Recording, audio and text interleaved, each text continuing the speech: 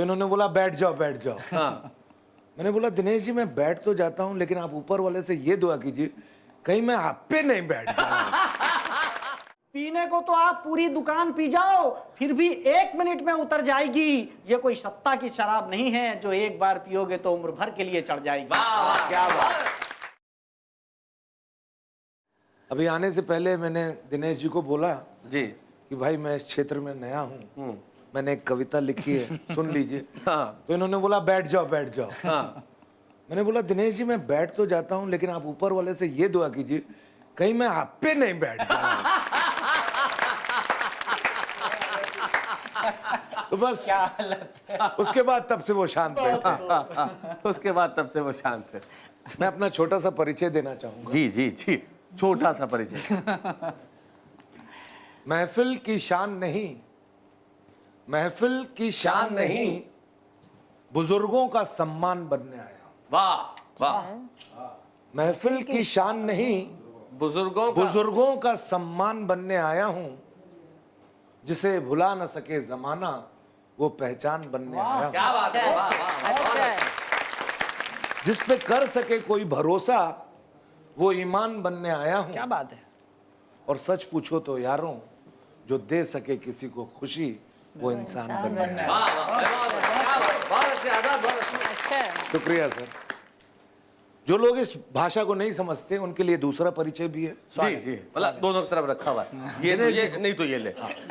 दिनेश जी गौर फरमाइएगा, ऐसा आपके लिए नहीं है, मैं बोल रहा हूं जी कि मेरी शराफत के आगे तो राक्षस भी झुक जाए। हाँ। मेरी शराफत के आगे तो राक्षस भी झुक जाए।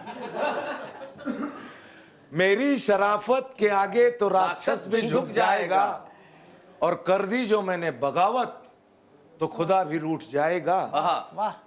मेरी खामोशी को कायरता ना समझ लेना। बात है। फिर गया जो मेरा मगज तो एक पल में जिस्म से सांसों का रिश्ता टूट जाएगा। हाय हाय हाय, क्या बात है। बहुत अच्छा, बहुत बढ़िया। इसमें आपको मैं बताऊं कि ये जो आपने लाइन कही है कि फिर गया जो मेरा मगज जिस्मों से क्या है, एक पल में जिस्म से सांसों का रिश्ता टूट जाएगा। इसमें एक अगर आप अक्षर बदल देना तो भी बात वही रहेगी।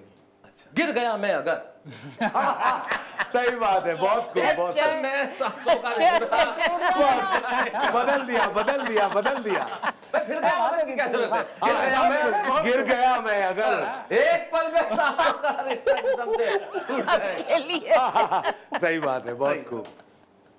एक कविता और सुना देता हूं। स्वागत। काम चला लेता हूं, थोड़ा बहुत कमा लेता हूं, और दाल रोटी के साथ साथ कभी कभी बिरयानी शिरयानी भी खा लेता हूं। हाय हाय हाय हाय।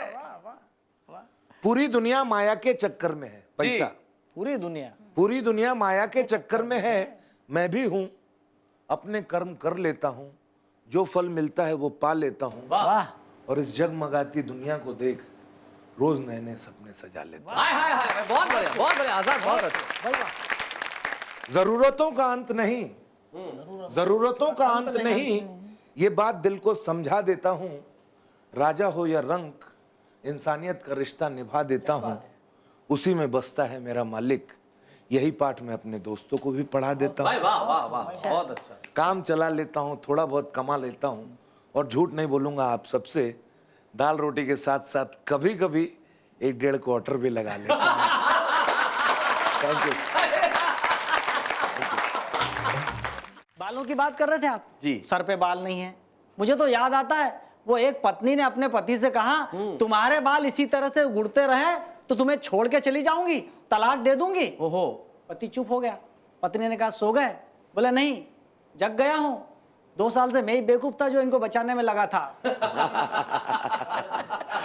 अलग अलग ढंग से बात होती है साहब। स्थितियां इतनी खराब हो गई, कहा क्या जाता है समझा क्या जाता है।